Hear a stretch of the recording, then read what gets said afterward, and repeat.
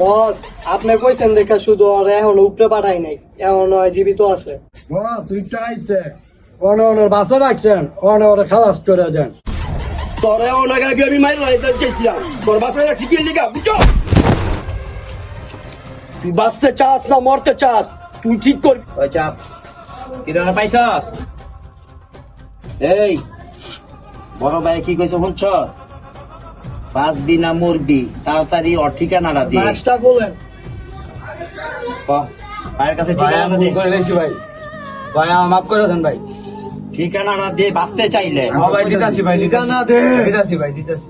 এত গুণে তুই লাইনে আইছ।